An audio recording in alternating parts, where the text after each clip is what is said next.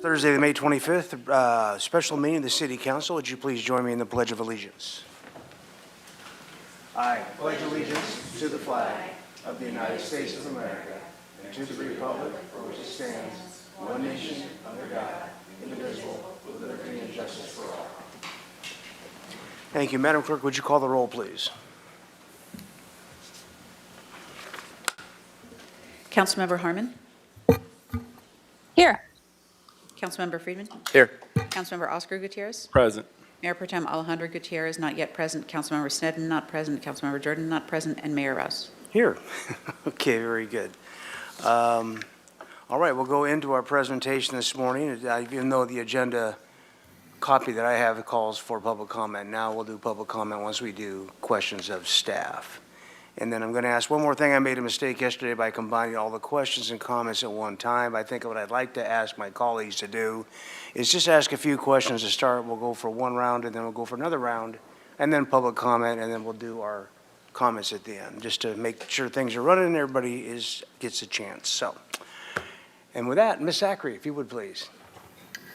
Mayor Rouse, members of the City Council, I'm here today, Jill Zachary, Parks and Recreation Director. I'm here today with managers from Parks and Recreation, including Jasmine LeBlanc, our Assistant Director, Tina Nelson, our Business Manager, Simone Herrera, who is our Parks Manager, and Adam Porte and Rich Hanna, who are Recreation Managers.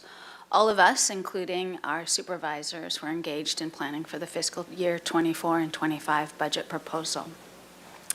Our presentation today will first provide you with a department overview, including program highlights for fiscal year 23, priorities, and also a little bit about who we are and what we do. We want to present our core measures, and then we'll move into our budget overview. First, focusing on the general fund, expenditures and revenues, our proposed fee changes, cost recovery considerations, budget reduction and impacts associated with that, our general fund capital, and then we'll round out the presentation with the golf fund. So Parks, Santa Barbara is very blessed to have a broad array of parks and recreation community resources that serve and provide active and passive recreation opportunities for our residents, for our visitors, for our families, including special events and community events. These resources are dispersed across 60 parks and sports facilities, 16 community buildings. We have over 1,800 acres of parkland. We have 40-plus miles of trails that everyone in the South Coast can enjoy, 6 miles of beaches, and of our publicly owned urban forests, we have more than 70,000 trees, and that does not include what's on private property. Our programs and services are intended to deliver a broad array of opportunities to both youth, teens, families, and seniors, both free, low cost, and to the extent feasible, cost recovery. We're engaged in social programs, senior services. One of the photos in this slide shows the Arts and Crafts Show. We provide viable and important swim lessons for youth. The list goes on. When we look at who we are and what we do across the spectrum of Santa Barbara and how we try to achieve our priorities and our goals, everything that we do is really geared towards promoting community vitality, ensuring public health and safety, and then advancing environmental sustainability. Our department is organized under 17 programs. We have 82 full-time equivalent staff.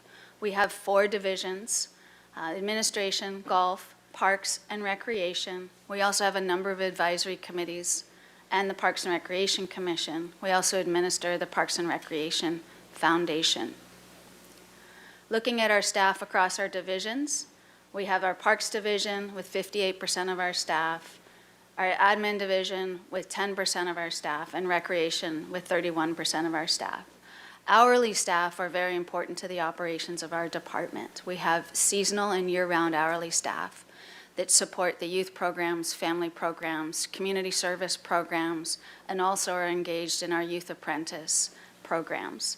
Our parks hourly staff are critical for our weekend services, as well as our additional summer services that we provide. In our program, we have 3 vacancies at this time. 0.5 of our general fund is allocated, of our staffing is allocated to the golf fund. Looking ahead to fiscal year 24-25, the department is not requesting any new positions. We are requesting the reclassification of our recreation coordinator to a senior recreation supervisor. This position is responsible for supervising our comprehensive citywide program for special events. Back in 2021, Council adopted an ordinance related to special events, which housed that responsibility in an individual position in Parks and Recreation, working in collaboration with other departments, working in collaboration with the many community organizations and private individuals that want to host events. This position includes some complex and very difficult coordination, and also many of them are high-profile, political or diplomatic in nature. Our proposal is entirely funded through new revenue for special events. Very, very briefly, just to kick off talking about our budget and who we are is what we do. Our Parks Division has a broad array of responsibilities. In addition to our park areas and our sports fields, we have many assets. We have 22 playgrounds. We have multiple picnic areas, fences, walkways. We provide beach access. We have many open spaces where we are responsible for habitat, trail, and vegetation management. Our park ranger program responds to more than 22,000 of calls, service calls on an annual basis. And then we also provide services within our city street areas, and that's our street tree maintenance and our median parkway maintenance. At the same time, we provide services to the Waterfront Department and the Water Resources Division related to vegetation management in their areas. Some of our highlights, we all know what happened at the beginning of this calendar year. We had incredible storms. Park staff were responsible for responding to over 100 emergency tree services. We removed fallen or unsafe trees, over 80 of them. We removed more than 3 million pounds of unsafe storm debris from our beaches and parks. We supported the Waterfront Department in removing sand from our beach parking lots. We worked very closely with our trail organizations that frankly provide most of the volunteer work in order to keep our trails open, but we worked strategically with them to open trails and make them safe. And then during the first event, we staffed one of the local evacuation centers. Some highlights for parks once you step away from the storm is this was the first year of our fully staffed park ranger program, which is critical for park safety. Our park rangers, we now have park rangers 7 days a week. Not all 4 of them 7 days a week, but we have park rangers that can really provide the support and coverage for our park areas, and also support for the police department and the school district. We began our 2-year ARPA-funded turf renovation project, much needed in many turf areas that were highly impacted as a result of the pandemic. And we had some very, very successful volunteer events, both at the Rose Garden, the Tory Gate restoration, and then the many trail restoration events that we've engaged in. And lastly, we want to share with Council that we were honored by the Arbor Day Foundation with the Growth Award. We are a tree city with more than 40 years as being a Tree City USA, one of the longest recognized communities in in the country. In recreation, our recreation division is just as diverse as our parks division. We facilitate 130 co-sponsor partnership and joint use agreements. We manage all of our revenues from our fees, facility rentals, grants, and partnerships. We have year-round aquatic recreation and community and athletic facilities that we manage and maintain. We provide after-school and summer recreation programming for youth. We facilitate the inclusion of youth and adults with disabilities in all of our recreation programs. And we provide social service and cultural programs for youth, adults, and seniors. Many people don't know we manage the Santa Barbara Arts and Crafts Show. That's something that happens every week. And as I mentioned earlier, we oversee the city's citywide special event permitting. We probably process more than 200 permits a year for community events in Santa Barbara. Some highlights for fiscal year 23, we anticipate that we'll have over 100,000 uses of our aquatics facilities. We will provide lifeguard services to more than 4 million residents and visitors, and that's both on our beaches and in our pool areas. We have 232 seasonal and part-time year-round opportunities for teens to develop leadership and job skills. We also recently received the Creating Community Award for our Innovative Arts Alliance program. and we serve more than 5,000 families with camps and year-round programming. In administration, we provide the leadership and direction for our budgeting, for our policy, our planning. We coordinate the Parks and Recreation Commission. We advance our policy and master planning projects, administer the Park Foundation, secure permits and discretionary review approvals, and we manage and oversee any number of design consultants. We conduct community workshops and community outreach. Some of our highlights, we're very pleased that we're being able to advance some significant restoration of historic resources, Thousand Steps, the Alameda Bandstand, Plaza Del Mar Bandshell. We've also advanced through the permitting and design review approval process a number of key park renovation projects, Dwight Murphy Field, Ortega Park, Eastside Neighborhood Park. And we've been partnering very closely with the fire department to secure a $500,000 fire resiliency and native habitat preservation grant. We've also recently submitted a $2 million request to extend that work over a number of years, and this is entirely focused on Santa Barbara's open space areas. And we've been awarded more than $3 million in grants for our capital park improvements.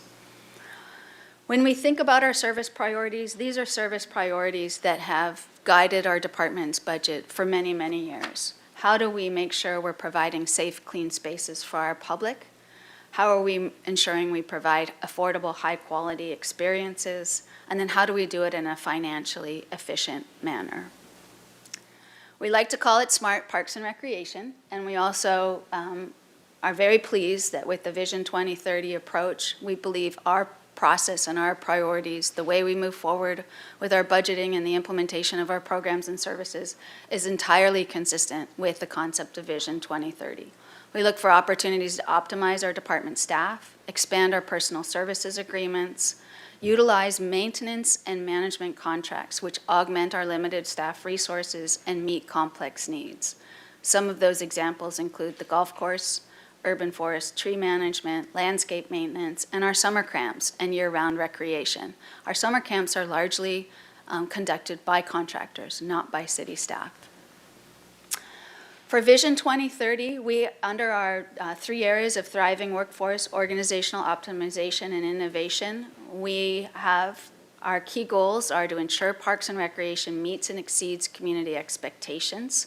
We provide residents and visitors with high-quality, safe, healthy, efficient open space park resources, and we implement sustainable work methods and new technologies such as Cartograph, seamless documents, and improved recreational software. Now diving into our budget. We have a number of slides that provide what is provided to council and the community through OpenGov, and then want to actually go into the more specifics. So in OpenGov, the proposed budget shows $38 million and $33 million for 24 and 25, a projected budget of $35 million for fiscal year 23. This is all of the funds related to Parks and Recreation, which I'll talk about more specifically. And in the 23 projection, it assumes that every dollar that's assigned to all of these funds will be expended by the end of the year, when in fact, at times those are carryover, particularly when it comes to capital projects. And looking at our revenue details, again, it includes all of our funds. So under service charges for all 4 of these years, it includes both the money that comes in for the golf fund, not just the general fund. So that relates to everything that people pay fees for, whether it's a facility rental, a summer camp, playing at the golf course, the list goes on. Internal charges relate to the funds that actually get transferred into Parks and Recreation, such as utility users tax, which is used to help support street trees and median parkways. Use of money and property relates to our lease agreements, essentially. So we have nonprofit leases in our community centers. And then other revenues relate to contracts for services, waterfront department, and the like. When we look at our expenditures, similarly, this gives you a sense of for the entire department. So the general fund expenditure budget is just over $23 million for 24 and $24 million for 25. In there, there's also funds for Measure C capital in both years. And then the enterprise funds relates to the golf fund, the revenue that we're projecting for golf. General fund capital is separate from Measure C capital, and that's the amount of money that's proposed for next year as well. Under special revenue funds, this department has a miscellaneous grants fund. So we have funds that come into the organization from third parties, foundations such as the Parma Park Trust, which funds the maintenance and improvements to Parma Park. That's held in the miscellaneous grants fund. When we look specifically at the general fund expenditure budget proposed for '24 is just over $23 million. The revenue budget is $7.9 million. And so when you separate out the other funds and just really look at our operating budget, those are the numbers that we want to continue to present to council this morning. When we developed our budget, we had a number of considerations. What are our resources? What service delivery levels do we want to achieve? How do we proceed with additional revenue growth? What assets need additional reinvestment? How do we leverage our community partnerships? And then also very specifically meeting the budget reduction target that we were given. Our challenges include, frankly, recruitment of hourly staff. It's still really tough post-pandemic across the board, whether you're government or the private sector, to recruit hourly staff, because hourly wages in the service sectors are generally higher than they are in the public sector. We have increased costs for supplies and materials, water costs, fuel costs, landscape and playground materials, equipment needs. We also still experience delays in receiving materials. Again, a post-pandemic experience that many are experiencing. Minimum wage compaction is significant. Once we have minimum wage increases, it actually affects all of our salaries, and we have to address that. Last year, the department took steps to do that, and we covered all of those increases in salaries through revenue. And we have unfunded program needs, as many do as well. So looking specifically at our general fund expenditures, our proposed expenditures for salaries and benefits, there's an increase from 23 to 24 of 13% in year one and 3% in year two. Our allocated costs go up 16% in year one and 3% in year two. Supplies and services, and we'll speak more to that, go up 18% and 3%. And then special projects and capital equipment actually decline in both of those years. When we look at how our expenditures and revenue relate to each other, the purple bar basically is what we assume or plan for is covered by the general fund subsidy. The lighter purple portion of the bar shows how our revenues support both salaries and benefits, supplies and services, and special projects. Our hourly budget is just over $2 million, and as I indicated earlier, it's very critical to the operation of our programs, and for most part, these hourly salaries are covered through revenue. In our allocated costs section of our budget, it represents 21% of our expenditures and 31% of the subsidy. So when you look at where that goes, it goes to support other departments in the city that implement specific activities and tasks that support the operations of the department. Supplies and services are a really critical area of our budget to explain. It represents 18% of our expenditures and 28% of our subsidy. Nearly 18% of our supplies and services cost is for water. And of that, almost half of it is just for the meter alone before we even use the water. And then 51% of it is non-contractual. Of that, 92% is revenue contracts. So these are contracts that we have with third-party providers that provide programs and services for our youth and families. We essentially are the conduit for those services to be provided, and we, as a department and as a city organization, benefit from being that because we get a portion of that revenue. The balance of that is all the non-contractual services that we use to support our department activities, hiring contractors to do different work, as well as provide security services in certain areas where we need those security services, extra custodial services that we need for our operations. Looking at our divisions, essentially we're split between parks and recreation with just over $2 million in our administration. Specifically, our parks division, when we break out where the parks expenses go, just over 60% are actually for park operations.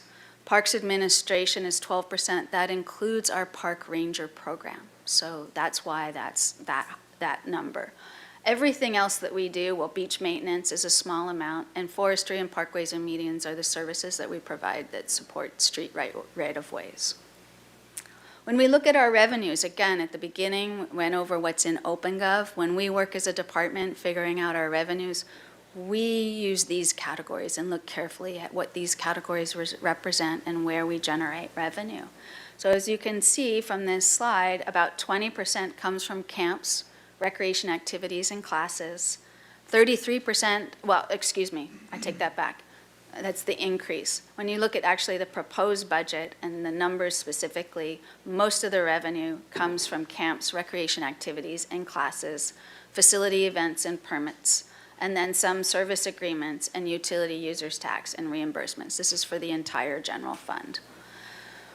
We spent some time looking at our revenues over time. When you take away the pandemic years, we basically have shown that between 2018 and our projections for 2024 and 2025, we're projecting 54% increase in revenue from 2018 to 2024. And from 2018 to 2025, it could be as much as 60%. When we look at our revenues by category, the pie chart on the left is what's shown in OpenGov, how it's organized in OpenGov. So as you can see, service charges are $5.58 million in OpenGov. When you look at the division, the bulk of those service charges come in recreation. Internal charges and other revenues, as you can see, comes in parks and admin. Our revenue sources, to be more specific, it gives a sense specific numbers. 41% of our revenues come from camps, recreation activities, and classes. 25% from facility events and permits. When we look at by program area, we have 6 different programs in our recreation division: community services, sports, tennis, and pickleball, aquatics, active adults, youth activities, and facility and events. And the largest revenue generators are facility and special events, followed by sports, tennis, and pickleball.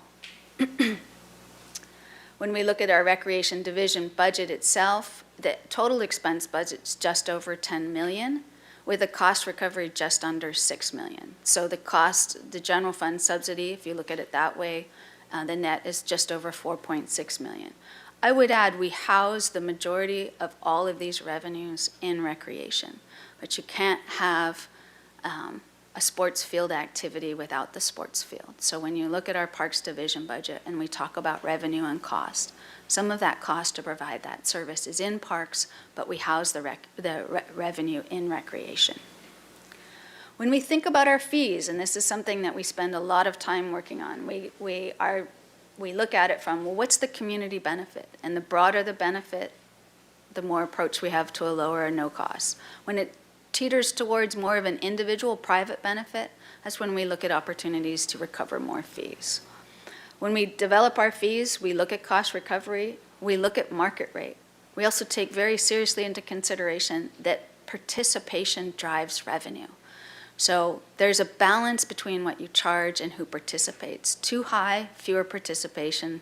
Too low, maybe not enough cost recovery. And then also fees do certain things that we need them to do. They encourage compliance. If they're too high, we see more unpermitted use of our spaces and overuse of our parks, beaches, and the public right-of-ways. When we have just the right set of fee schedules, then there's a greater willingness to pay and not skirt the system. As I mentioned just in the last slide, participation drives revenue. Examples of programs where that occurs are lap swimming, pickleball, and tennis. Fee considerations, as I said, what benefits the community? Programs such as Concerts in the Park, special events, our Arts Alliance program have a broad benefit. And what's the target audience, and what are we trying to achieve with that target audience? When we look at our fee tiers and we think about allocating fees, we go, for example, a very high community benefit, we'd be looking at a 0 to 20% cost recovery. A high community benefit could range from 21 to 50%. Medium cost recovery, 50 to 80%, and really that falls into our active activities, classes, and camps. And then low community benefit, where the individual user or participant receives most of all the benefit of the service. and/or there are other private or public sector alternatives, we look for a higher cost recovery. So looking ahead to fiscal year 2024, we did take a hard look at our fees, and we made some changes. Our proposal includes a 4% increase in the lease fee for our nonprofit centers. We generally used to do 3%. This year it's 4%. Our summer camps, we have an 11% average increase in fee, and that ranges from 5 to 25%. A lot of the fee increases is really to address the increased costs, whether it's staffing, materials, field trips, the like. Facility rental fees, we have a 5% average increase, and again, that is to offset higher operating costs, custodial, security services, water, landscaping. Specifically looking ahead in tennis and pickleball, we're proposing to combine that annual fee so that whether you play tennis or pickleball or both, you pay the same annual permit fee. For pickleball players, that's where the significant increase would incur, and we'd keep the tennis fee the same, which is currently $139. For adult lap swim passes, we have a number of changes that offset our operational costs. And then specifically and more significantly for tree removal permits, we are trying to align the cost to process these permits as well as the cost to process tree appeals closer to with what other city departments do and achieve a greater cost recovery. As an example, the cost to process a street tree removal permit is about $600. That's an average cost. Some are more than that. We're proposing to raise it from $75 to $325. Setback trees, because they're private trees, giving a less of a cost recovery since they're privately owned, whereas a street tree is a city asset. And when someone's applying to remove a city asset, that's a significant consideration. And then the tree appeal fee is consistent with other appeal fees. For our budget expenditure reductions, our two-year requirement was $735,000 with just under $324 and just under $525. We did look at opportunities to look at new or expanded revenue, which we're proposing in '25. When we thought about our budget reduction, our considerations include we need to prioritize safety and cleanliness, and that's in our park areas and our facilities. We looked carefully at our staff and our resource allocations. We looked at where maybe reducing program delivery was possible in response to changed conditions, limited staff resources, and limited cost recovery. And then the opportunity where we could leverage resources of other service providers. We work very closely and very heavily with many organizations in this community, and maybe there's a way to transition some of those services to those organizations. This still costs them something to do that as well. One of the first steps we took is we increased the staff and resource allocations to the golf as it's an enterprise fund. So we increased the staffing from 0.4 to 0.5. That reflects the actual staff time for managing our golf course contract and our capital projects. And then we also allocated an overhead charge. For fiscal year '24, our recommendations and our proposals include reducing our recreation after school program to 3 sites, and that's basically to address the lower levels of participation that we're experiencing in these programs, the difficulty of recruiting staff, and the desire to actually serve the highest number of children as possible. Additional programs to consolidate. Summer Fun program, which is the free drop-in program that we provided at 2 sites, we've reduced that to 1 site from actually starting in this summer fiscal year '24. So this year we anticipate serving 240 children versus 493 last year. For fiscal year '25, we have other programs that we believe can be hosted by others or are no longer feasible for us to offer, including junior high after-school sports, the free after-school sports program. And then we're proposing to generate additional revenue from new program and permit fees. Taken as a whole, looking at how that allocates in the department, as you can see, $60,000 in each year is an allocation to the enterprise fund. Program reductions are just under $230,000 and $300,000, and then increased revenues are projected at just over $75,000 to get to the target reduction. So capital improvement, very quickly, our funding sources in your OpenGov, on OpenGov, it shows our capital resources as a whole and allocates them to Measure C and/or general fund, when in fact, when you break that down, particularly for fiscal year 2003, this is how the funding allocates. We have the ARPA money that council approved that's being spent on very important projects. We have city general funds, both Measure C and the regular general fund. And then we have funding that came through different sources, whether they're grants, the redevelopment agency, the final redevelopment agency money, and/or disbursements from the Refugio oil spill. When we look ahead to 24 and 25, the OpenGov shows just over 9 million for 24 and just under 4 million for 25. And these are projects that are focused on our community buildings, our sports facilities, areas where we have high use and high public benefit, where we can increase safety and access, meet new community demands and needs, and provide a long-term benefit. Everything that we focus on in our capital program is really with the eye that once we're done, it'll be good for 10, 20, and hopefully even more, 30 years. So looking at those projects, the big key project for 24 is the Dwight Murphy Field renovation. So this would be the city's matching funds for construction. Our partnership with the Gwendolyn Strong Foundation is bringing $6 million to the project. And we recently submitted a $10 million grant application to the State Parks Department. And then we also have $1.5 million community priority funding allocation that came from Congressman Carvajal's office. That should technically fully fund the entire project, and we could be ready to build next calendar year. The other projects are projects that are underway. Specifically, the West Beach Splash Playground's been out there for quite some time. We're actually looking carefully at maybe we should just turn it back into a wading pool rather than being too complicated. So we're currently doing a feasibility study to see what it would take to do, with the idea that it would be a more economical approach to reinvesting in the asset. And something that everybody keeps asking us about. So that's something that we hope to have more information about soon. Alameda Plaza, we have a huge need to improve our walkways. We have a community development block grant to improve our lighting. This would make that park fully accessible, which is very much in need. And then just to skip through things, we have a lot of unmet need in our open space management areas. We've been targeting opportunities to increase and improve our landscape and median parkway renovation opportunities. And then specifically switching over to the Municipal Tennis Center, that facility was constructed in 1936. We have a wonderful stadium that is unusable and has been unusable for almost 2 decades. The idea is we need to figure out what we should do next. And then other projects council is familiar with, whether they relate to replacing playgrounds, infrastructure safety, advancing Ortega Park, and then reinvesting in our urban forest and parks and recreation equipment replacement. We are working on other projects. They will continue in 24 through funding that's currently in our capital plan, and then also new funding for next year.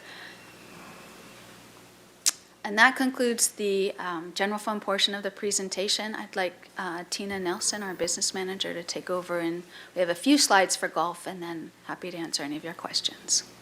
Good morning, Mayor and Council. Mr. Hayes, do you have a okay, very good. Please go ahead. Good morning. As Ms. Zachary mentioned, I'm Tina Nelson. I'm the business manager, and I oversee the golf contracts at the golf course. The Golf Fund is an enterprise fund in the Parks and Recreation Department and does not rely on any general fund monies to operate. So it is self-sufficient.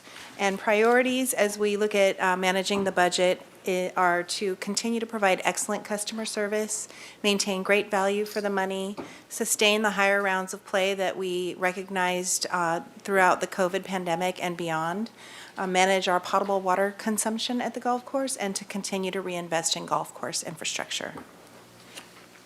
Revenues proposed for fiscal year 2024 are just over $4 million, and again in fiscal year 2025. Next slide, please. You can see the revenue sources for the golf course predominantly are realized through greens fees and membership cards. So we have players that play frequently. So 56% of all service charges recognized at the golf course are through those fees. We recognize 17% through golf carts, merchandise just over 30%, the driving range 30%, concessions. We have a restaurant that provides banquets for tournaments as well as meals for the community, golf lessons, and other miscellaneous revenue. Fee considerations for this fiscal year were to continue, similar to the general fund, to maximize participation, to maintain a cost-effective rate so that we maximize that participation. Those are tied together, that we're in line with competition, and that we're also able to cover the increased labor, water, and supply costs, and also support capital needs. Recommended fee changes for fiscal year '24, which would go into effect on the 1st of July, would be $1 increases on all green fees, $1 increases for cart rentals. We're proposing no increases to the driving range, small and medium buckets, and $5 increases to the monthly practice club. Expenditures proposed for fiscal year 2024 are just under $4 million and just over $4 million in fiscal year 2025. We are increasing our capital outlay transfers because the golf course has been doing well. The goal would be to reinvest in the infrastructure at a level that's not been able to happen in previous years. With the golf course now operating with a surplus, the goal would be to utilize the revenues that we receive during the year to reinvest in infrastructure while maintaining the golf reserves. Impacts that are recognized to the operating expense, similar to the general fund, would be increases in the minimum and living wage. We are adding an assistant superintendent to help with the management of the golf course. The golf course recognizes a significant amount of play, so having that extra amount of leadership will help us to maintain the course at the excellent level that it's currently at.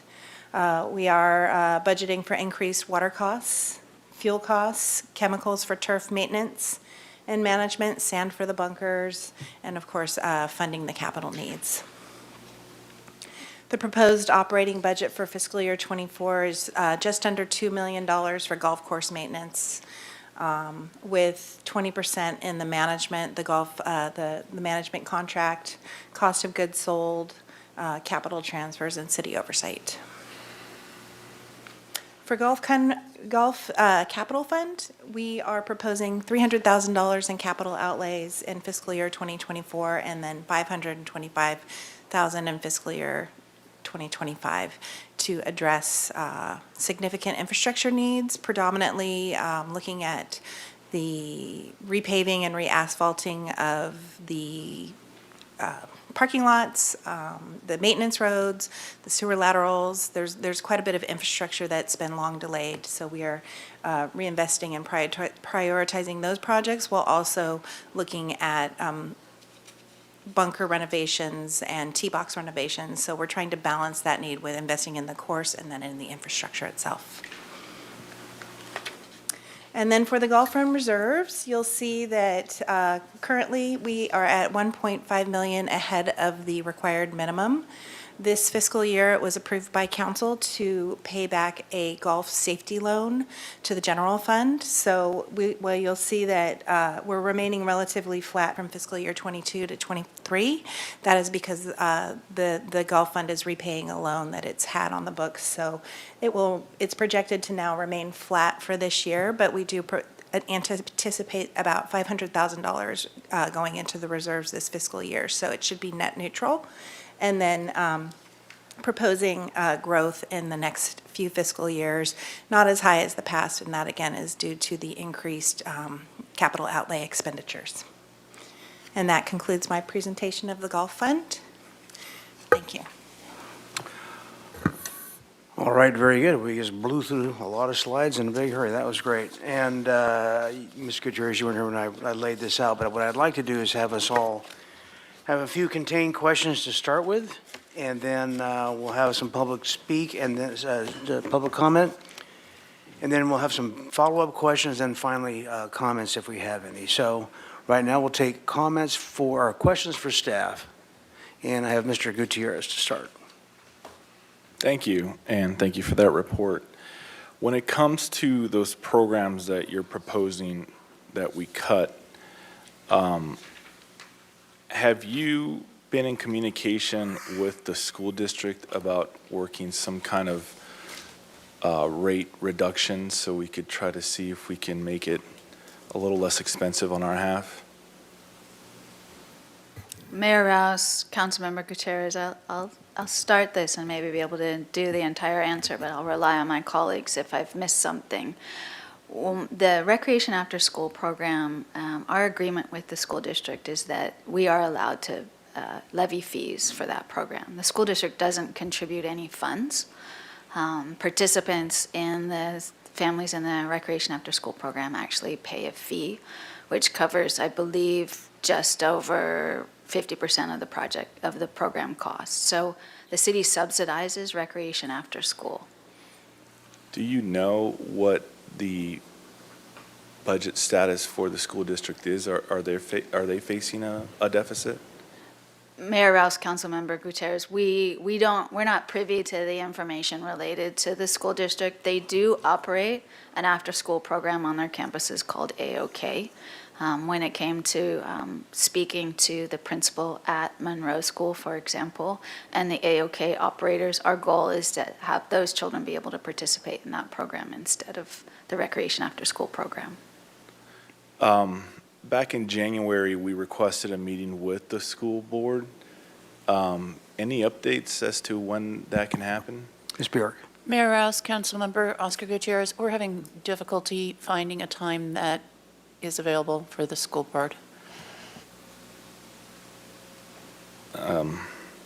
Since January? Yes, we have been actively engaging with them, trying to get that scheduled. Okay.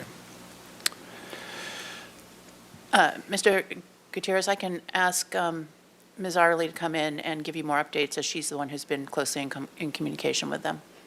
Yeah, it's just, we're trying to face, or we're facing some pretty tough decisions, and it would have been nice to have a discussion with our community partners to try to address some of these issues prior to this moment.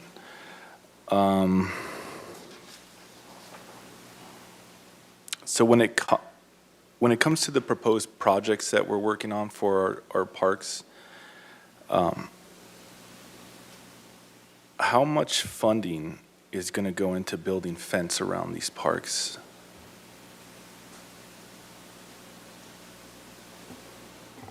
Mayor Rouse, Councilmember Gutierrez, we don't, as a matter of practice, put fences around our parks except where we need to keep people safe. So for example, the East Side Neighborhood Park renovation, where we're putting in a new playground. In fact, hopefully we'll be breaking ground for construction next week. We have to have a fence so that children will not run into the street because that park is bounded by a street. We have to have fencing in parks when it has to do with play surfaces that need to be protected. So in our sport field areas, because of the high cost to maintain our turf and the fact that we need to manage it very carefully, that unpermitted use, which can happen during park hours and after park hours, has an adverse effect on turf quality, which then makes it difficult for people that actually pay to use the field to use the field. So it depends on what we're talking about, but it largely has to do for protecting the asset and safety. Our pools, for example, have to have fences around them by regulation. So it really depends on the area, the topic that a fence might be required. So in the proposed areas, as of right now, are there fences around, like for example, Ortega Park? Is there a fence proposed to go around the entire park? Mayor Rouse, Councilmember Gutierrez, we've actually been working on some redesign options for that park, and we are only proposing fencing where we have to have it for the very reasons I just explained. So rather than having an entire perimeter fence, there will be fencing around the pool facility because we have to have that. The sports field as well will need to be fenced because it will need to be protected. That won't preclude the opportunity for community-free drop-in use. And then similarly, although I wouldn't call it a fence, I would call it more of the wall structure around the skate park, just like the one that's down at the beach. You don't think of it as a fence, it's integrated into the design of the skate park. Again, it has to do with how the use of that recreational asset relates to the rest of the park and thinking about public safety, resource protection, and then regulation. So how old is Ortega Park? Can you remind me? I'm sorry, Councilmember Good, how How old is Ortega Park? old? Well, it officially became a city park in 1930. It has not had any significant reinvestment since the 50s. So up until that fence, proposed fence is built, it's never had a fence or any kind of wall structure except for around the pool, correct? Mayor Rouse, Councilmember Gutierrez, I can't speak to that because I haven't been around for that length of time. We do have the pool fencing for sure, and we do have home run fencing for the youth baseball area. But other than that, there isn't that much in the way of fencing. And again, it's the way the park is today. And one of the biggest challenges we have with that park is how it's used for less than productive reasons. And then also how it's also very much loved by the community as a soccer destination. And so do you know offhand how much it's going to cost to build a proposed fencing? Mayor Rouse, Councilmember Gutierrez, I do not, but we can come back with that information. We're actually hoping to get we will be receiving a revised cost estimate for that entire park, I believe by September of this year, because we are working on our construction documents and still trying to actively fundraise for that project. If you could do me a favor and come back with the cost of all proposed fencing, new fencing, that currently does not exist around our parks. Mayor Rouse, Councilmember Gutierrez, I'm not sure we could do exactly that, but we can certainly come back with more information about fencing and what long-term projects we have in our parks. Thanks. Ms. Gutierrez. I'm just going to follow up on Councilmember Gutierrez. I'm just going to be very transparent. I think some of his questions are coming from the feedback that some of us have gotten from community members thinking that since Ortega Park for so many years it's been very open, but policy changes, and I think because the fencing at that park is not so visible, it is visible in the swimming pool area, but there's also a small little fence where the picnic area used to be.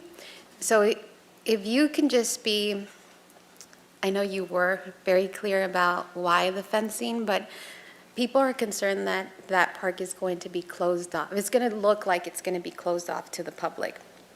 I understand why certain fencing is going to be in certain areas, for example, the soccer field, right?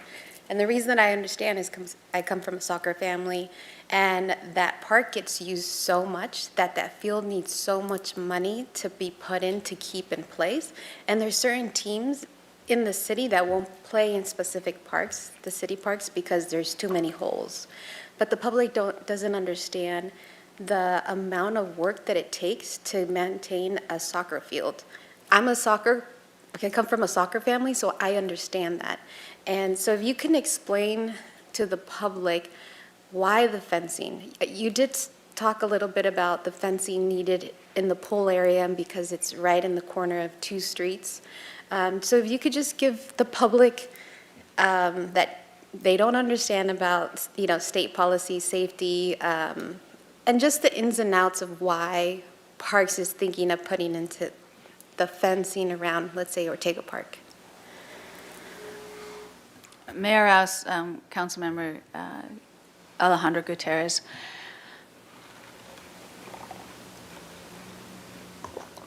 I think one of the things we try to do when we talk about our park areas is we point out where we already have fencing that people just automatically don't even see anymore.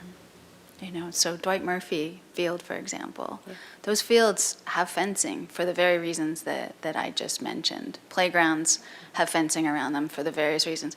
Chase Palm Park expansion, if you look at it from the ocean side, it's one big, long fence. But there are open areas. I think what you're referring to and what people are afraid of is how are they going to be welcomed into the park? What's that welcoming feeling they're going to have? We have more time to be able to continue to communicate with community members on that project because we won't be breaking ground before 2025. So we've got time to do that. And through the recent iterations that we've had, we'll be able to better illustrate what we anticipate it will look like.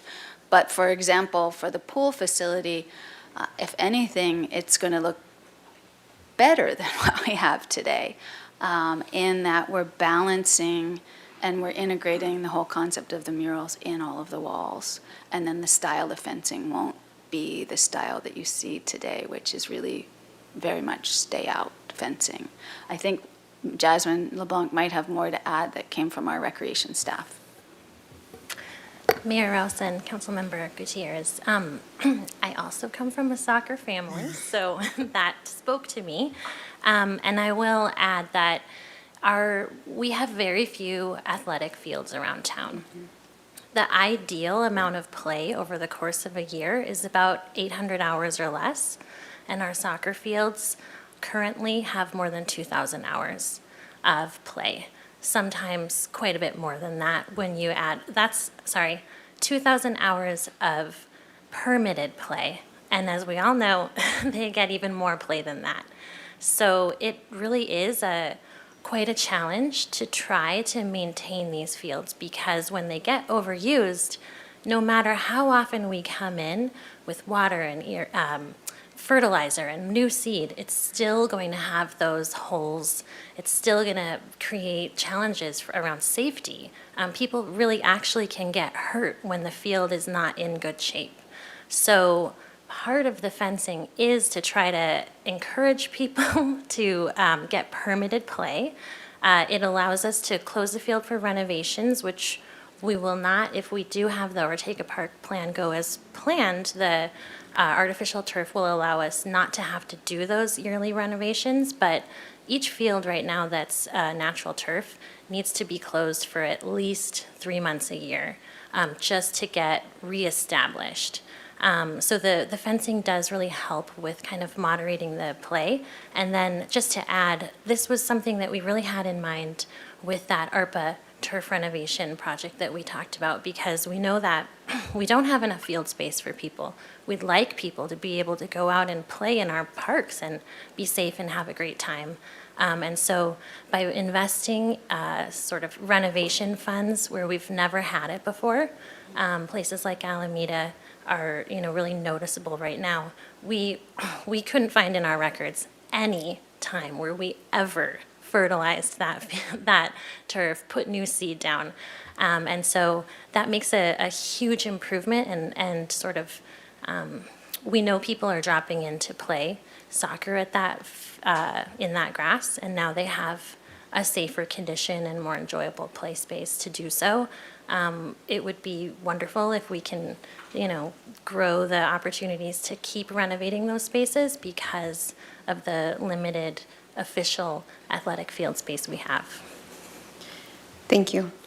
And before I move on, I really want to thank your entire department. Since I started, COVID hit, and your department not only had to deal with the changes that other departments had to deal with during COVID, but you guys were really dealing with the public as well as PD.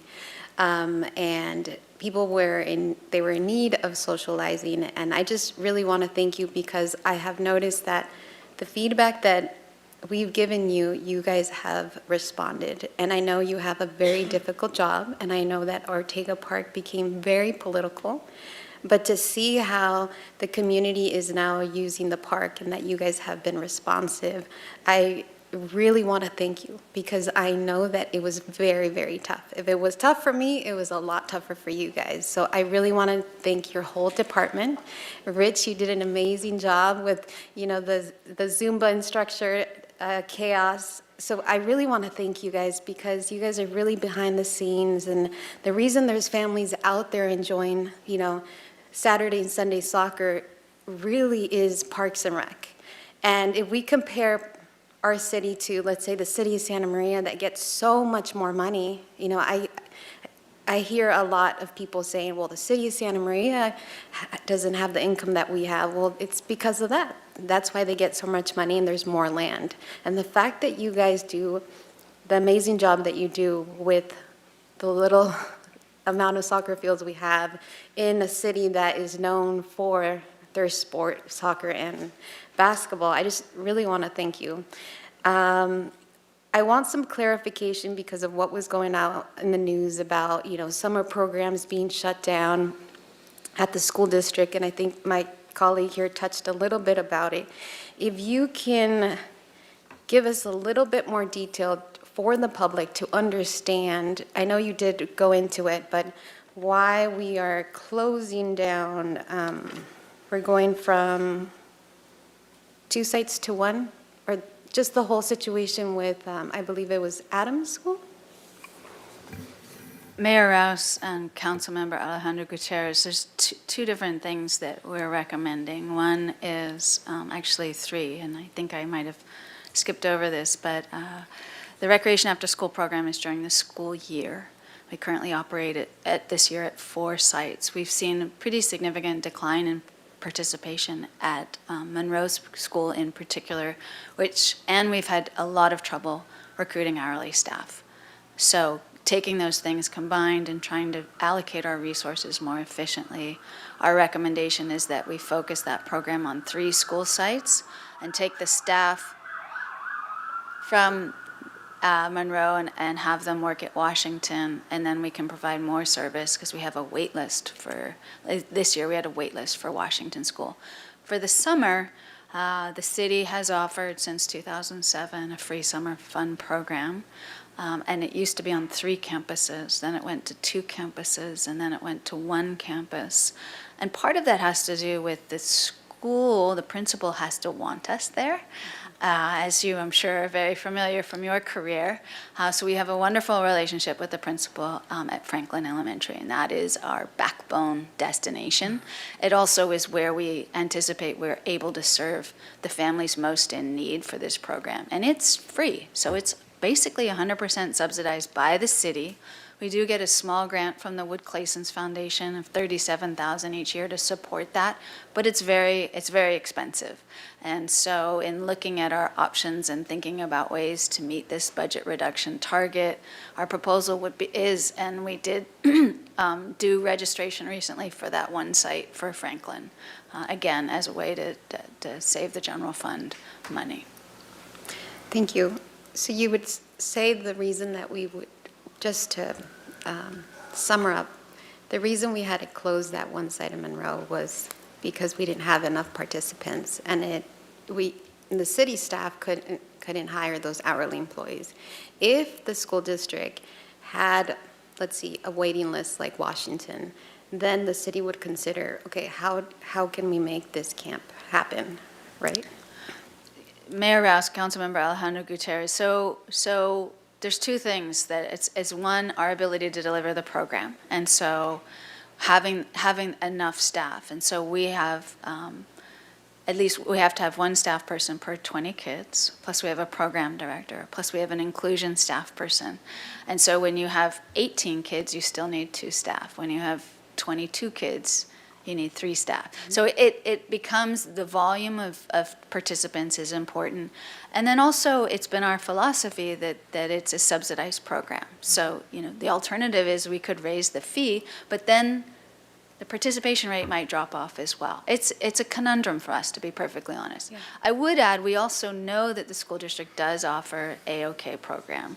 Similarly, in the summertime, we know there are other summer programs on school campuses. So it's not just that we're the only service provider in the community. And our hope is through what we do or are unable to do, others will also be able to pick it up. And so it's a combination of not having the participation rates, difficulty with recruitment staff, and really where do our staff resources, are they best allocated?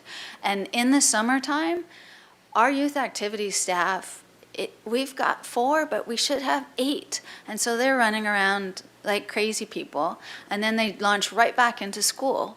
Like, as soon as, right, summer camps open over 1 week, and school starts the next week. So they really don't get a break. So part of it has to do with the Vision 2030, is making sure our workforce is taken care of as well.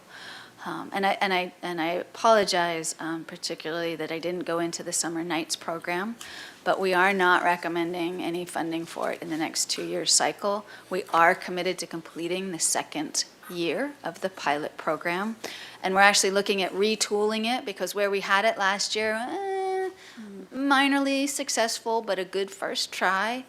Instead, what we are doing is partnering with the Boys and Girls Club, and still working with the school district, and doing 4 nights at the West Side Boys and Girls Club, so at Bonet Park, and 4 nights downtown on the Canon Perdido Boys and Girls Club site, with the idea that they're going to an actual facility where there's an organization that already provides youth programming. It's attached to either a park or has recreation space around it.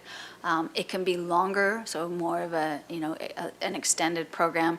And the youth that hopefully will participate will be from those neighborhoods. And so it'll be easier to get to, and then we'll design it so that it'll be safe for them to also get home once it's over. Thank you so much for that information. And the reason I'm asking all these questions, again, the public, they don't understand. My first job was actually working for Parks and Rec for a summer program, so everything you said is information that only those that are working within the city understands. I'm going to ask Ms. Ivory if she can come and talk about the school district conversation, because I think Ms. Zachary did a really good job in explaining how it's really crucial, if we want to continue having these programs where our local students are involved, that the school district also gets involved and we learn about their funding. I'm making an assumption here, but that the school district does have funding.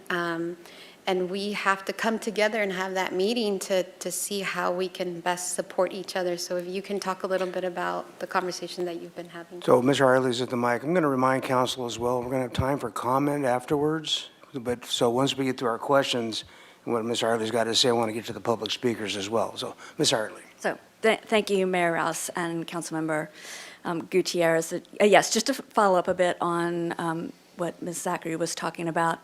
Our executive staff, Ms. Cariente, and Chief Gordon and I have had several, I think, productive conversations with the leadership of the school district about the commonalities of our programming, some of the challenges that we are both having as organizations, and then also how we're partnering, not just with each other, but also our other nonprofit entities in the area. And so the plan is to bring the summation of those conversations to a joint meeting with both the council and the school district board. As you might imagine, just being budget season, it's a little challenging to get a quorum from both of those entities together, but we do have a number of proposed dates on the books, and we are looking to get that nailed down in the next couple of months.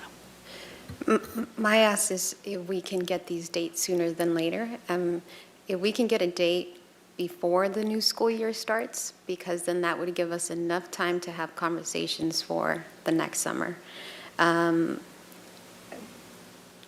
Summer is usually a little bit more relaxed for the school district, just having worked there, but I think it's really, really important, as we can see with this presentation, to have that joint meeting.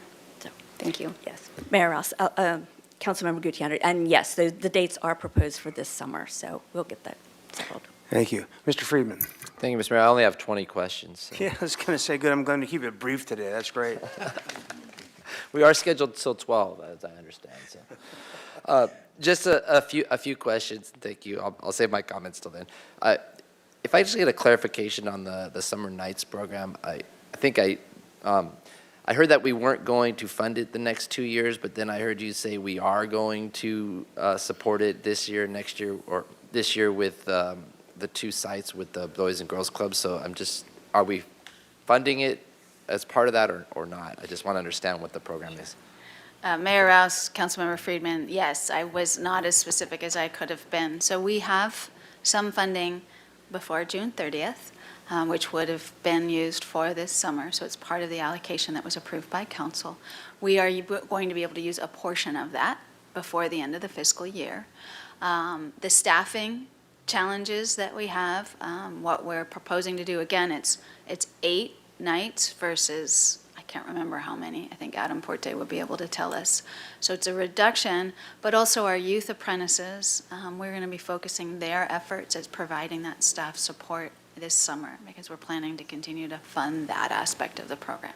So we're going to make sure we can make it happen, but not ask for any specific funds just to get through the summer. We're going to try to sort of stretch it and because we're committed to giving it another go, and then hopefully after this summer we can come together with our partners and go, is there a way to sustain this? And then we may be back before you, maybe not even with much of a budget proposal, but just this is how we think we can make it happen. And it could even be reallocation of resources, but we don't know yet. And Mayor Rouse, Councilmember Friedman, I want to point out this really exemplifies some of the challenges in timing of having a July 1st budget year with programs that really need to be funded and planned in January. So this is a great example of where the funding is in this current year, current fiscal year, but the program really would bridge fiscal years, and that's the case for all of these recreation programs. So they're really looking a year ahead when they're looking at their funding. Perfect. Thank you for the clarification. So it's this year's fiscal funding that we have, or carryover, or other allocations. So we're not adding next year's, but we're able to use the funding that was already appropriated. Thank you for the clarification. I'm pleased that we're modifying it, lessons learned from last year, and to make it more successful and then evaluating it going forward. But we are still going to have the program this year because I know a lot of work went into that. I want to thank my colleagues for over the past few years putting it together, or working with staff to put it together, and that you're continuing to do that. So on the, just real briefly going back to the program reduction at Monroe and the school district budgets, and is there a way that, because even if we have the meeting, we can't get into their budgets and ours, there's just not enough time for us to adopt the budget funding that program. But can we reach out to the school district prior to us coming back and approving our budget to see if there is the possibility that they would allocate partial funding towards this so that we're partners with them, and get that information to us by the time we come back for our budget, if it's something they're interested in. And then the second part of that is with our staffing challenges, if the school district was to allocate, say, half the funding, so around $30,000, and we did 30, would that still be something we could fund or participate in doing with our staffing challenges? Hope I made that clear. Is basically, can we get some direction or have conversation with the school district if they're interested in partnering with us on funding it for the next year? Mayor Rouse, Councilmember Friedman, I think I'll ask Rich Hanna to sort of give you a bit of an overview, because the school district has never helped fund programs. I mean, we were contracted to do the AOK program for many, many years, and then that switched back to the school district. It's always been the city providing that. And Rich, if you wouldn't mind sort of walking through, based on your knowledge and experience, and Adam Porte, who also oversees those programs today, may have more information to add. And if you could just give us a high-level overview of the difference between the two programs, the AOK and this one, since it seems the students would be transferred to the AOK. Mayor Rouse and Councilmember Friedman, I think Recreation Manager Adam Porte would actually be better to speak to this because he does provide the actual programs. Good answer, Mr. Hanna. Yeah, good. Well done, yeah.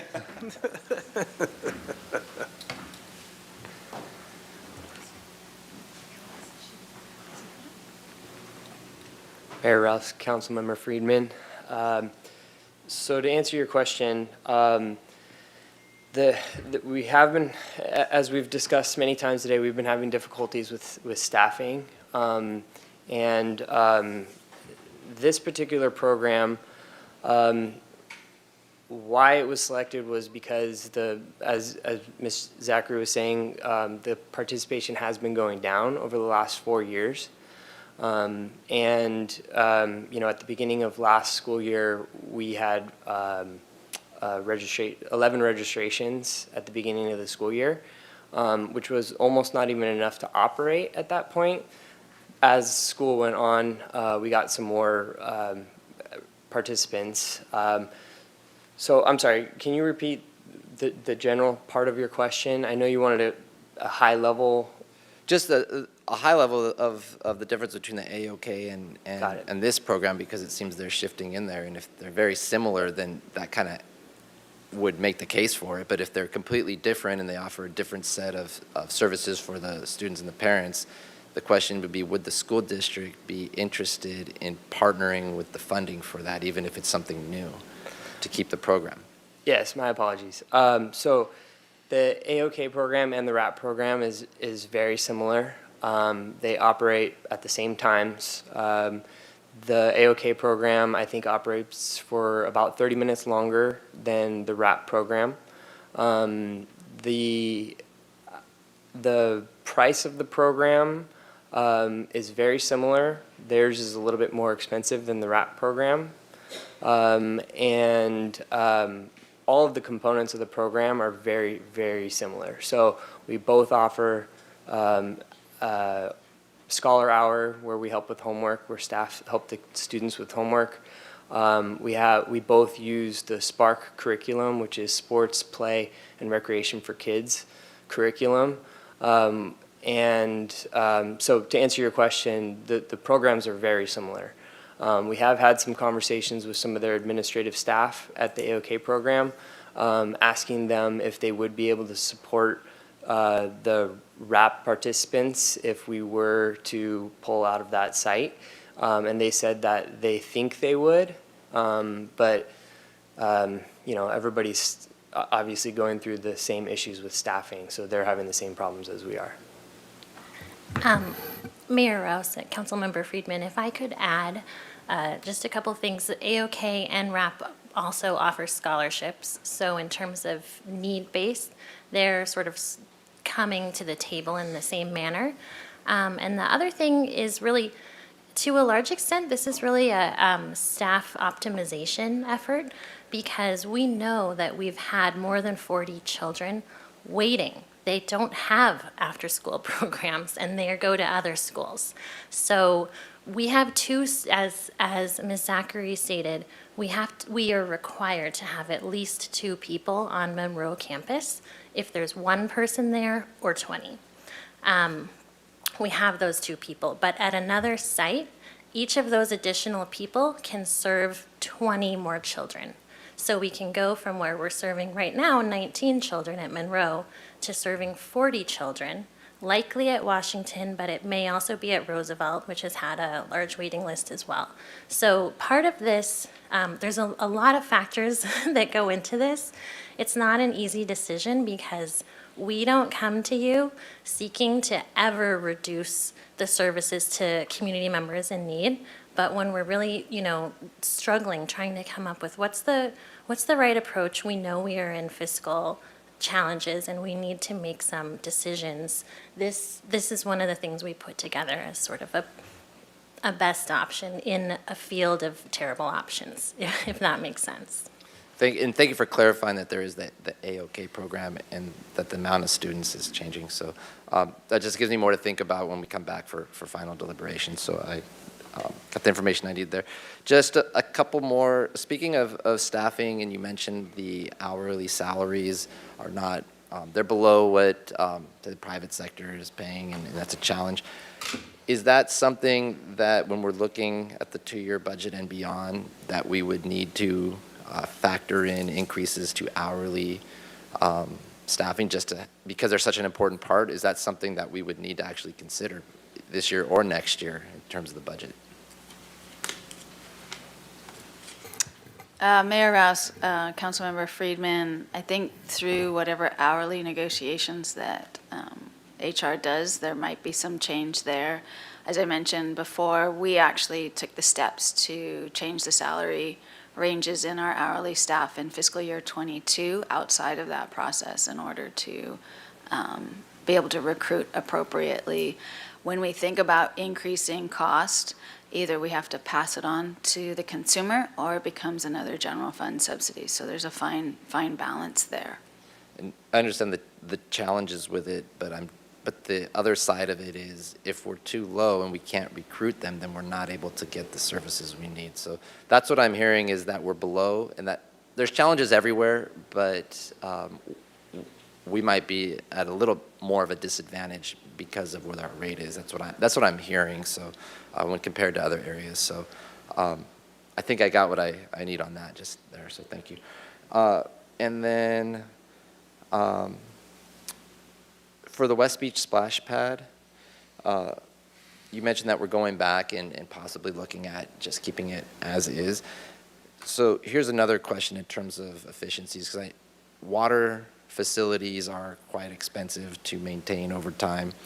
Some of the most expensive, even if they're minor. So have we given any thought to just converting it to a park, grass, open space, without the water facility? And I know there'd be trade-offs on there, but we can always use more open space, and then that might reduce cost and maintenance over time and provide another amenity down by the beach. But is that something we're considering looking at just from operational and a funding perspective? Mayor Rouse, Councilmember Friedman, certainly that's been part of our discussion over the years. Because it's adjacent to the Los Baños facility, because it's in the waterfront, because it's our goal to provide young people with recreation opportunities, either learn to swim or enjoyable. Our vision has always been to have some sort of water component with that space. It's complicated, and what the path that we took initially made it more complicated. Our first step would be to determine what's the feasibility of trying to reuse as much as what we have. When we get that answer, that will help us say, okay, then restarting a community process, going, what should this space be? And having a general sense of, you're right, cost to develop, cost to operate and maintain, how does that play out?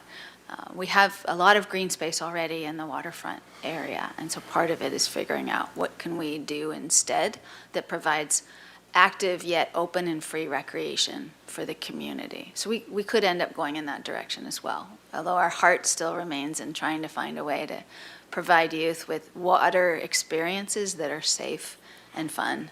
A lot of options there. Perfect. Just two more questions.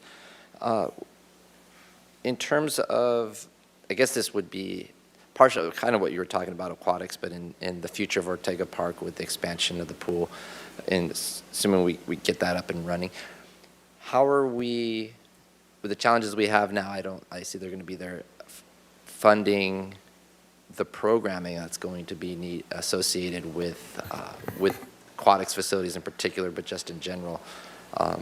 Is that are we able to do that, or is that something we're going to need to really look at how we can increase that programming that's going to be needed for the future of that park in particular when aquatics is up, when the new pool is up? Sure. Mayor Rouse, Councilmember Friedman, part of many of the objectives, besides the fact that, key priority of our department is, particularly since we live in a coastal area, is like all children should learn how to swim, just like all children should be able to play. And I think that's also the Dwight Murphy concept as well. Having a year-round pool facility the way we've proposed it will provide diverse recreation opportunities that will be fee-based. We know from our colleagues in other cities that when you have a splash play area, a slide, a place for families to go in the summer, that's their primary revenue generator for that facility. If you have a year-round pool that's not, Los Baños is really challenged. It's not a fun place. I mean, you can't go just have fun at Los Baños. It's a lap pool, it's a training pool, it's a class pool. What we're hoping to build at Ortega Park will be a fun place for families to go, and in the summertime it should be full, not only of people using the lap, but also children and families using the slides, using the wading pool, so that will help us generate the revenue. And given that during those when you look at a park at 11 o'clock on a Tuesday and they say nobody's there, it's like, well, the kids are in school. we will have a pool facility that people that don't go to school anymore, but also have the opportunity to participate in aqua programs, use the swimming facility that they can't do at Los Baños right now. Our hope is they would be able to also use that facility. So we will be looking at the users' fees, and then I imagine there would be some type down of general fund subsidy at some point for youth programming. Okay. And then my last question, if you could just go back one slide to 68, I just wanted to understand, you mentioned it, but I just wanted to fully understand the golf reserves. Just can you go over again why the actual reserves are almost 3 times higher than what the policy target is? You explained it, but I didn't quite understand it. That's my last question. Thank you. Mayor Rouse, Councilmember Friedman, COVID was a boon for golf, and there was a lot of revenue made during those few years of the pandemic that allowed for a significant amount of surplus in revenue. So that is why you see it going from a deficit to a surplus. We returned just under $1 million. I think it was like $900,000 in excess revenue to the reserves last fiscal year. Golf has just rebounded as a sport with new players, women players, youth players, seniors. Golf is booming, and so we were able to establish the reserve above policy target, and which is why it was proposed this year to pay back the just under $500,000 loan to the general fund that was taken out to improve safety and at the golf course prior to my being here. I'm not sure. I think it was about 10 years ago. Yeah. Mayor Rouse, Councilmember Friedman, this is a very unique time for golf in the city. This golf course has operated for many years in deficit, and really moving into the contract situation that we have with Courseco help, but also, as Ms. Nelson mentioned, COVID was a boon to golf. We have a tremendous amount of unfunded infrastructure needs at that course because there's been so little reinvestment for so long. So we are mindful of the reserve being above policy. We anticipate that we may be back before you in the next 2-year budget cycle with, we now know how much it's going to cost to do X, Y, and Z, and we may have to dip into reserves to do that. Plus, although it hasn't shown yet, we expect golf to kind of participation to taper a bit as people are more moving into other sports. We could be wrong. And then our costs continue to go up, so it may be that we have less to return to reserves over time. And so this could actually be holding it, but it could be used as a capital reserve above and beyond. Okay, that makes sense. Absolutely, absolutely. All right, very good. Madam Clerk, does Ms. Harmon have her hand up? Does she have a question of any kind? No, thank you. Okay, thank you. And then Ms. Sneddon wanted to ask about programs that could run at full cost recovery and with scholarships for those in need, but I believe you've already kind of addressed that in your presentation, so. She was asking about any specific programs, but I think that in your general thing, going back to like slide 41, I believe you've already kind of spoken to that. All right, very good. With that, we'll go to our public commenters. We have 2 here. We'll start out with Kathy McGill. You'll have 3 minutes at the podium. That's a hard bench. Okay, good morning, Mayor and Council. Kathy McGill, Parks and Recreation Commission Chair. I'm here to give just a bit of perspective to what you've heard today based on my time on the commission. A lot of this is what you've been talking about, actually. Personally, the budget format to me is opaque, and it's really important and I think difficult to get to the story behind those numbers. A key takeaway for me every year has been that the actual sources of revenue for the department are limited, and a surprisingly large amount of the budget is tied up in allocated costs and other costs which the department doesn't control, which makes these conversations challenging and limits options, maybe more than they should be. But looking at revenue, the department has proposed a range of mostly moderate fee increases for programs and services and facilities. You've heard revenue generation is completely dependent on program participation. Price too high, people will either, won't be able to afford it and be priced out, or they will decide there's no longer value for money. Either way, the people who need programs and services lose, and the city loses. The trick's the balance. I think the department does a great job of squeezing every dollar they can while retaining program. But if the message from council is that at the end of the day, this isn't going to be enough, the honest feedback, the reality is that programs will need to be cut. You can only trim the edges so much. You've been talking about it. It means difficult decisions about people not getting services they need and rely on, and ultimately, it means that people potentially lose their jobs. I really hope that that's not the place that we're in for kind of reasons you've been talking about. The first is philosophical. I don't believe that the overriding goal of a department like Parks and Recreation is cost recovery. I mean, the goal is to serve the community by providing safe and secure outdoor spaces and facilities, as well as healthy and activity-based recreation programs. Many people, as you've been talking about, enjoy those services and totally rely on those services. The second is public safety and well-being. Our parks and green spaces provide safe and healthy gathering places. Recreation programs help ensure that open areas are used appropriately and stay safe. It only works if the parks are maintained and the programming actually exists. And I don't think anyone needs to look any further than Veracruz Park right up the road to see the before and after, both sides of the coin of bringing in healthy activities versus not having healthy activities. And with that, as always, I have used my allotted time, so I'd like to thank you very much. And if you have any questions about commission thinking, happy to answer them. Okay, thank you very much. Next speaker is Victoria Strong.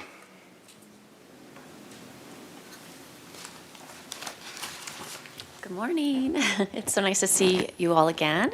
I've had the pleasure of actually updating many of you, but just to make sure you all know the full kind of history of what we've been doing with our partnership with Dwight Murphy Field, I want to just give a little synopsis. So we have now successfully raised $6 million, and it's been from a broad group in the community, from literally elementary schools and Girl Scout troops, all the way to foundations and families and businesses. Really, this project has touched everyone in our community. And in all of the public feedback that I've been doing over the last 6 years, there is such a need and desire for this, because not only, as you well know, many of our beautiful cities' amenities have dwindling infrastructure, and Dwight Murphy is definitely dilapidated. So not only are we addressing that with this renovation, we're actually creating something new. We're creating health equity. It will be the only inclusive and fully accessible park in the county like this. And just to let you know, from research that I've done through other similar cities, Palo Alto is one, when they built their first inclusive playground, they saw 5 times the amount of users, and most of those were from families outside of their immediate city, bringing in tourism dollars, hotel stays, restaurants, and also just really positive city PR, public PR. So I think you all know what I'm going to ask.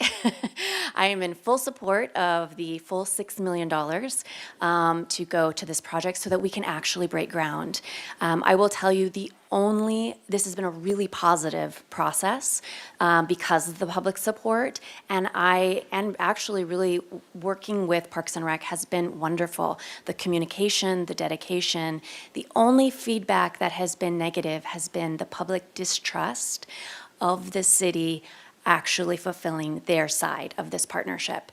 And I have been your biggest advocate and cheerleader out there and talking about the wonderful communication that we have had. And so it's time. It's time to really get this done. And then one last thing is the other worry is that it was the long-term maintenance. And so I'm fundraising now for an endowment so that that is not on your plate anymore, and that decades when we're all gone, that park will still be beautiful and well-loved and a community asset that we can all be proud of. So, thank you. Thank you. All right, very good. We will then come back to council for follow-up questions and then finally comment. So, Ms. Gutierrez.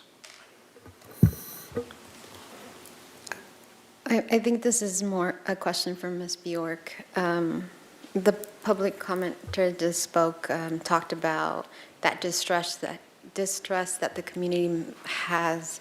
And I think mainly coming from a place where I didn't know much about how city government works, I didn't know any politicians. The community, I think, really appreciates how much the city has built their outreach and communication, and maybe we have to pour more efforts into parks and recreation.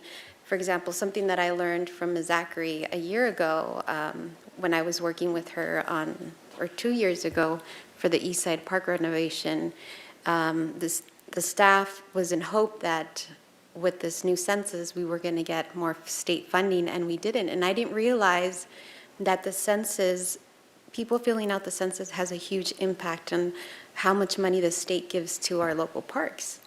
And I remember coming to her and saying, I think I used the example, like, why does Santa Maria have such beautiful parks? And she broke it down. And those are little things that the community don't understand. Unless you're a soccer family, right, you don't understand how much money those fields cost the city. So we can do a little bit more, and then who's going to be watching these public hearings as well? If we can do a little bit more effort in educating the public with little Instagram posts, because a lot of the comments that we get, for example, the fencing at the park, all the public hears is, you know, the city's going to put brand new fence all around Ortega Park, and everybody starts to freak out, like, what? That wasn't there before. Where there was fences, but they automatically think it's going to be closed off. So if the city could do a little bit, we're already doing a good job, but just more outreach within Parks and Rec, I think that would really help that, to build that trust. Mr. Gutierrez. Sorry? Were you looking for an answer, Ms. Gutierrez? Okay, So I you're right, the city is doing a lot, and I also want to commend Parks and Recreation, who does a fantastic job on their public outreach. We are working very hard, relatively newly, to try and make sure that both our primary public education and outreach office in my department coordinates and leverages the information that's being put out by all of our wonderful departments who also do communication, and so that we're getting a more saturation of the field. With the proliferation of social media platforms and opportunities to communicate, we're trying to make sure that we have all of our bases covered. To speak directly to the question of trust about funding, as you see, we've put $6 million.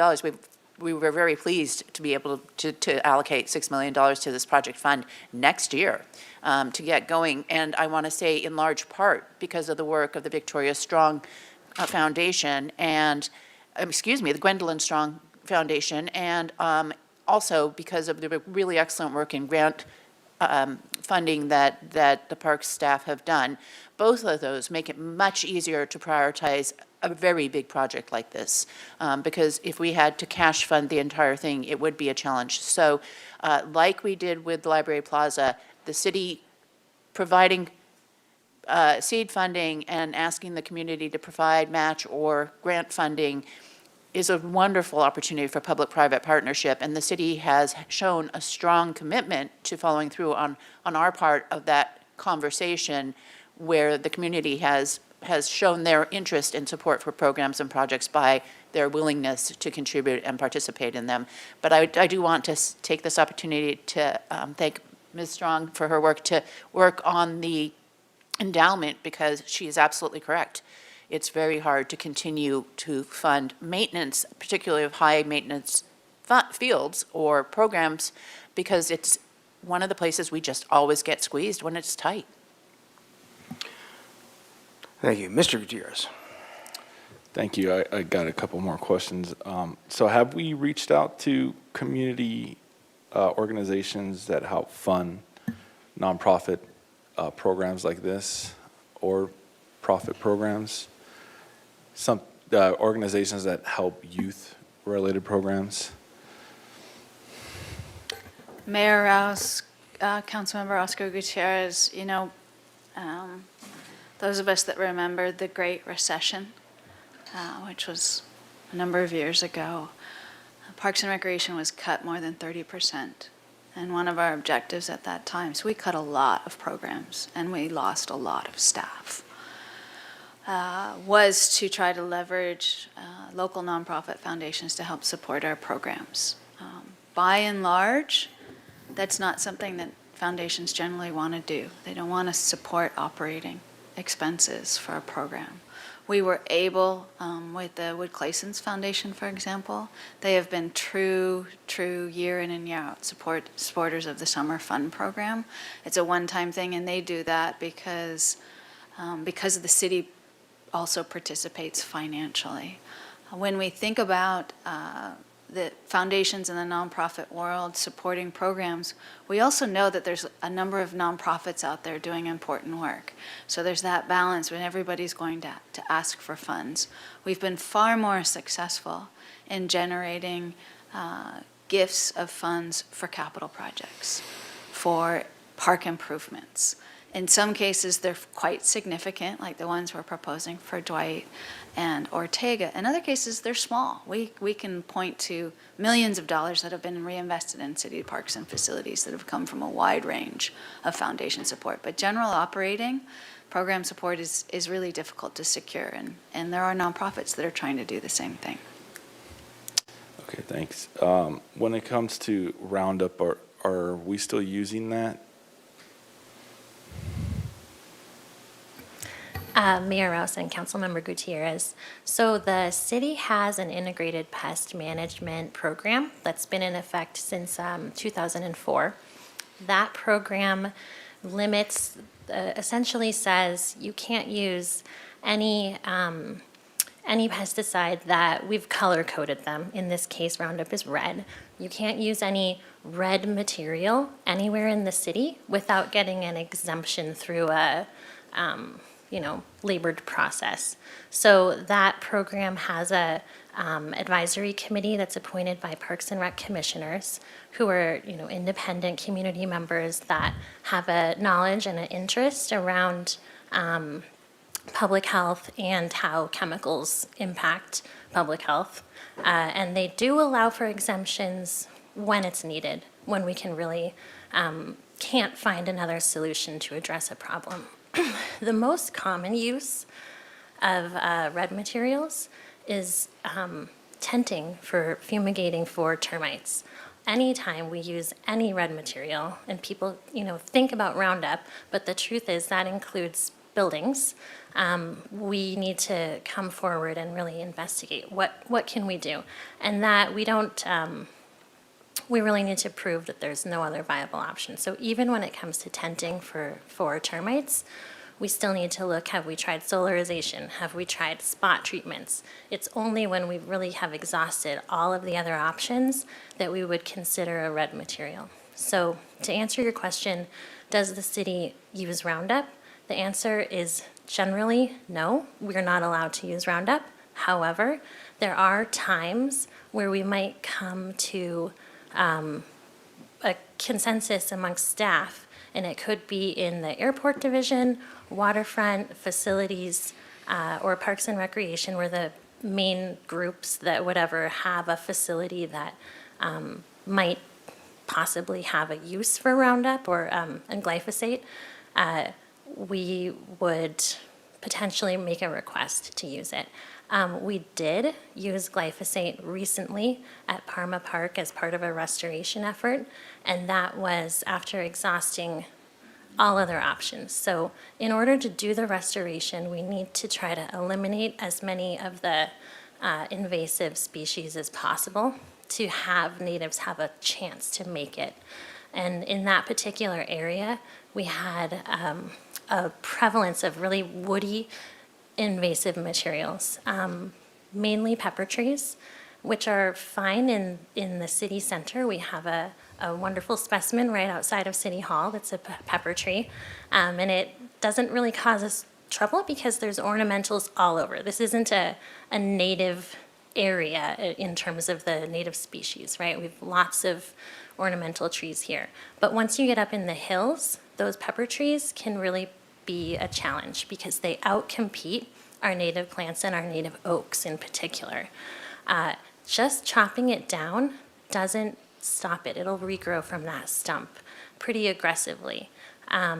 Even if we tried to solarize it, you can't really kill what's going on underground because the roots are so deep. So we made the decision that the right approach is to use the least amount of the least harmful material we could. In that case, it was glyphosate treatment.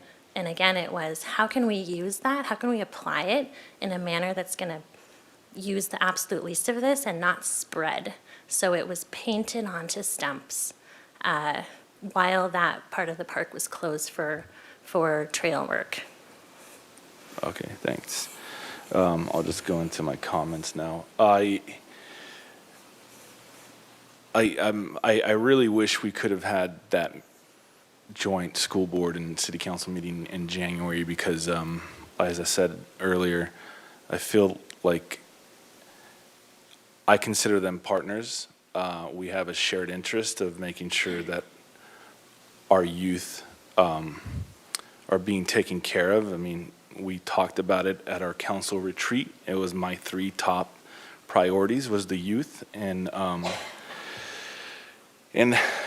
according to what's being proposed now, we're actually doing the opposite of what we discussed at that retreat.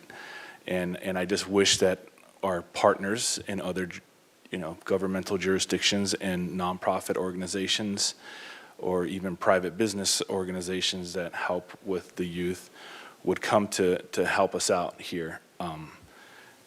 I was hoping that if we had this meeting in January, then by summer we would have had a plan to try to help out the youth. But here we are.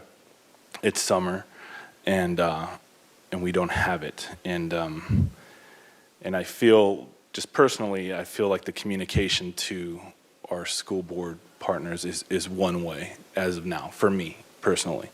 I reach out to them and I don't get a response, so I digress and just wish that they would speak up and step up to help us address the youth in our community. Other than that, on our half, I'm generally against just building walls and fences, especially in areas that historically not had them. I understand the point of protecting the parks and just general safety, but I think considering that we're in this financial situation where we have to make some really hard decisions on how to make up for this deficit, putting something up where something hasn't been, and then calculating the cost of the materials and the work to construct it, then to maintain it over the years.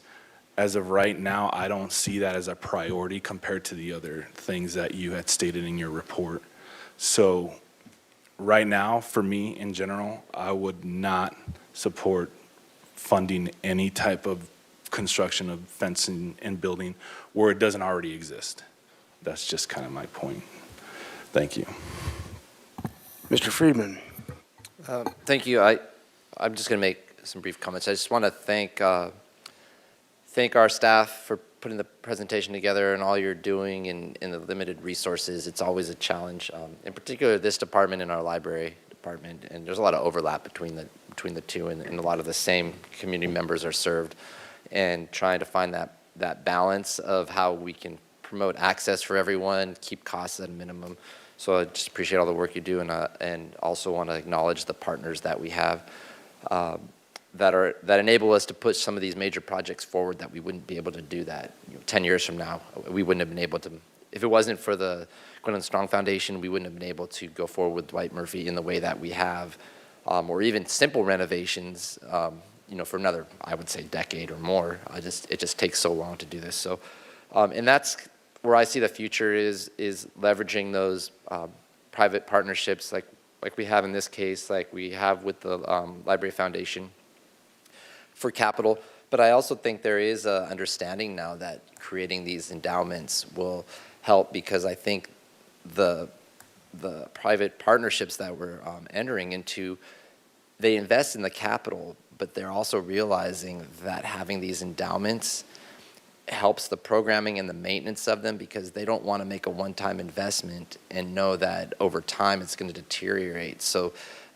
they've already have the investment of the community from the capital, and so they're able to make that second investment with their series of donors to ensure that that facility is great in perpetuity. So I think there is an option, and I know the Library Foundation is looking at the same as the Gwen Stong Foundation in terms of what it takes to keep those facilities top-notch, because that's what we want them to be.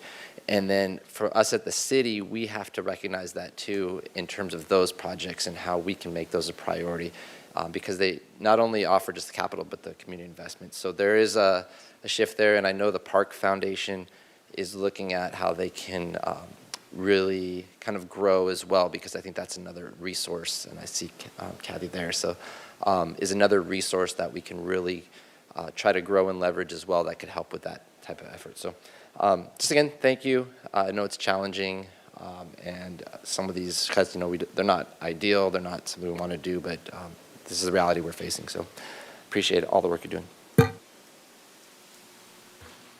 All right, very good. Well, historically, Parks and Rec, prior to this year, was always the low-hanging fruit when it came to budget season, and and this year, the pain's being felt system-wide through all the departments, so it's a little more equitable, but it's not fun any way you look at it. We're a very, for size of this community, we're really facilities and program-rich, which has been fabulous, but it does put a lot of pressure on. I've constantly wondered, and really haven't dug into that much, about some of the obligations for maintenance, like parkways and whatnot that fall within Parks and Rec. I know we've done things with State Street Plaza maintenance over the years. We've shifted budgets around, and so I know those things are always in play. So at some point in time, a grand overview of that might really be a fruitful conversation on where things finally land in terms of ongoing maintenance.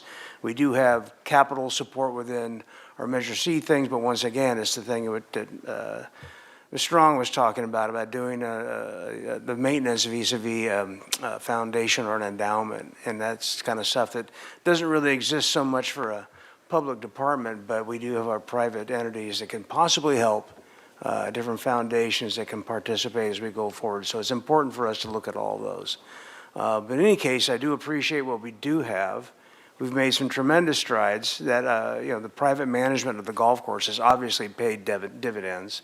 The final opening of the Cabrillo Arts Pavilion and whatnot is now a cash flow positive thing for our facility, so that's great. The Carousel Building, the Alice Keck Park, all those things that you guys control that we have for revenue sources are fabulous. They're clearly not enough to pay for the entire freight, but once again, you've got a huge multi-pronged department that reaches out to so many parts of the city that people don't even realize. So what they're hearing about right now are the after-school programs. I get it. That's problematic. There's probably other ways. I was glad to hear you talk about the partnerships with the Boys and Girls Clubs. I think that's fabulous. One of the big things, of course, are for when parents have two people working in the household is, basically after school gets down to childcare. Transportation is a big deal. How do we get people from X location to Y location? I know you guys torture yourselves with that all the time. So in any case, appreciate the presentation. I think you guys have done extremely well given the challenges we have this year, coming out of that huge hole from the Great Recession you talked about into the COVID thing. And even though we did have some ARPA fill-in, we still took a big hit to the general fund. And we're still paying the price for that. We're paying the price for it in this budget year still across all departments. And it's important for us to be mindful of that when we go forward and close out our final budget deliberations. And with that, unless anybody else got something else to chat about, we are done. Let's see, we're not here next Tuesday. Mr. Mayor? Oh, Ms. Harmon, are you there? Sorry. I thought you were awake. Sorry, oh, I'm good. I am, and my hand was up. Just going to make a very, very brief comment, if that's okay with you. I too want to appreciate the work of our Parks and Rec department and acknowledge that this is no easy thing that we're asking them to do. And I did just want to associate myself really with the comments of Councilmember Friedman. His comments about public-private partnerships and the importance of those is exactly what I was thinking, particularly as Ms. Strong made her comments. And I don't know if she's still in the audience, but I did want to take this opportunity, as I think all of you have done, to really just celebrate this moment and recognize how important it is and express my gratitude both to Ms. Strong and her work and city staff for making this moment a reality. And Gwendolyn's legacy in our city is so important and will continue to be so important through the construction of this playground. And I will just say, in my own family, through my own daughter, as she has learned about Gwendolyn's life, as she has learned about the playground and the process of having this playground built, it's really opened her eyes. And she comes home talking about what an All Abilities playground will be and what that will mean for the community. And so to Ms. Strong and your family and everyone who has been involved in this process, including our city staff, this is so much bigger than a playground. And the legacy that Gwendolyn is leaving through this playground, that you all are gifting to our community through this work is significant. And I am very grateful to be having this conversation in this budget season right now. This is a real bright spot in a very difficult budget season. So really appreciate it. Thanks, Mr. Mayor. All right, thank you. And if there are no further comments or questions, we'll see everybody next Wednesday is the next time we reconvene for a budget hearing. Thanks once again. We're adjourned.